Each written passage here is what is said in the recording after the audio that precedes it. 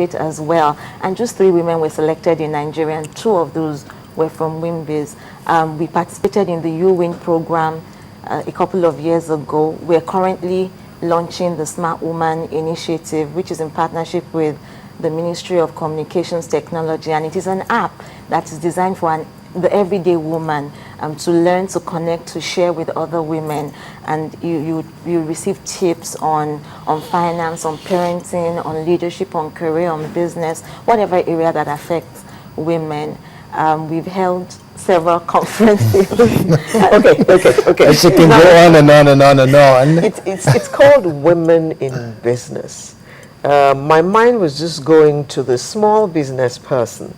Does my business have to reach a certain turnover before I can become a member of WIMBIZ, or before I can access programs organized by WIMBIZ? Not necessarily.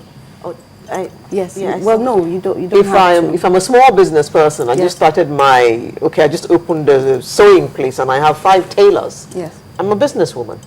Can I join WIMBIZ? You can if you want to. And when we talk about our programs, we do, apart from the lecture and the conference, we actually have other programs. One of the key things that we're trying to do is to empower women, and they need to be empowered through skills. So we have some training that we do that a lot of SMEs and small businesses attend. Leadership and corporate governance, stuff around finance and balance sheet management, etc. So it's open for every woman in business, whether your company is $1 billion in revenue or as little as, I don't know, $5,000 in revenue. Or and I don't have to speak the Queen's English to join WIMBIZ. Definitely not. You don't have to speak Queen's English. It would be great if you can read and write, right? Because most of the training programs is conducted in English, so that would definitely add to it. Okay, yeah. Actually, someone on Twitter now, during a customer just said, WIMBIZ may be an NGO, but is it a non-profit organization? Definitely non-profit. So there's no profit. All the money you make is plowed back. And we don't. And in fact, we have to, like almost every other organization, get funding for some of these programs that we do. And I think over 70% of our funding is gotten from partnerships with sponsors. So sponsors that look at our platform and see it as viable to promote whatever it is they're looking at. So, we're not for profit. No, someone just said that she thinks that the whole thing is elitist, and there are many more who think that's what I was asking about, a small business, and do I have to speak the Queen's English and all that? Because many people regard WIMBIZ as elitist.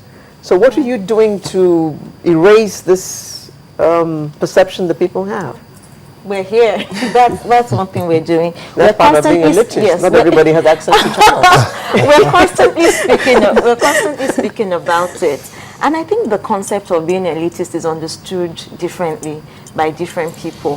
For many, I've been in the development sector for over a decade, and for many, being elitist is not being in the grassroots, and that is not necessarily true. We have a focus, and it's important that we stay true to that focus and vision, but that is not to say that we do not reach as many women as are in need. And one of the great things about the development sector is there's so much to do, and to get that done, you have to work with partners. And we partner with many organizations that are working with women in the grassroots, for instance.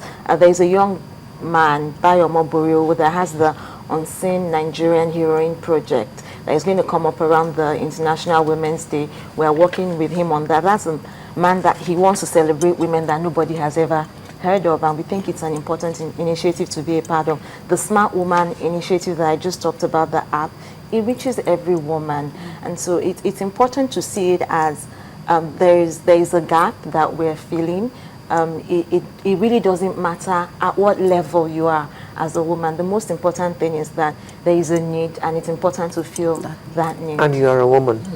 Okay, Asha, in terms of Nigerian women being able to access finance, I guess one of the things that WIMBIZ will be looking at is letting them have an understanding of how to get this, and it will definitely help them to improve their business. Yes. What is WIMBIZ doing to showcase the things that women need to do, and how easy is it for an average Nigerian woman to access finance for business? Okay. One thing we do is that the entrepreneurial side of things always features in our annual conference. So the conference has a number of plenaries, and then we also have breakout sessions. So we really focus on building entrepreneurial skill, and part of which is being sorting out finance, and making your organization in the structure that would make it easier for you to attract both local and offshore financing. I talked about the other programs we have during the year. We also do that. So we have specific programs that women can access to get that kind of, should I say, training that you talk about. Then networking. So the connections are also very critical.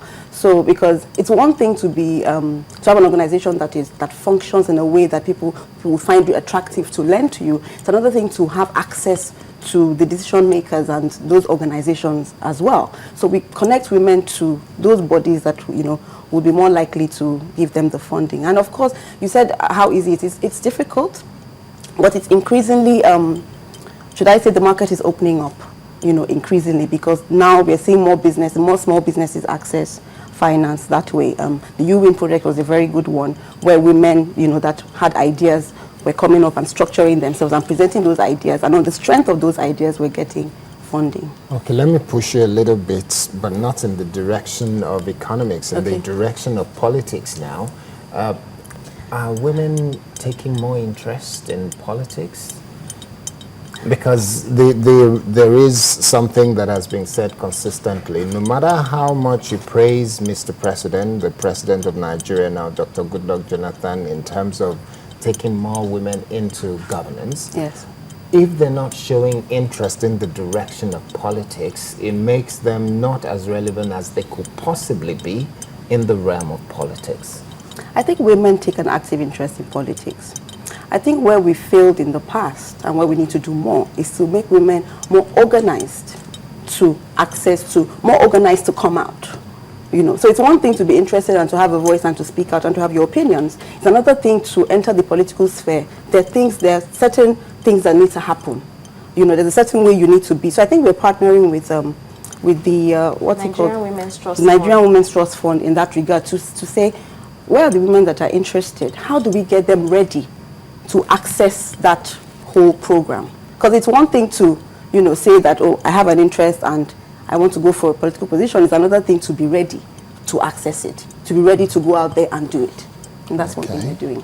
All right, that's a very interesting one. But are there other things that WIMBIZ is doing in this direction, whether it's a case of mentoring or support for women? And if you say you're giving support to women who are interested in preparing themselves ready for office or ready for elective office, how do you do that?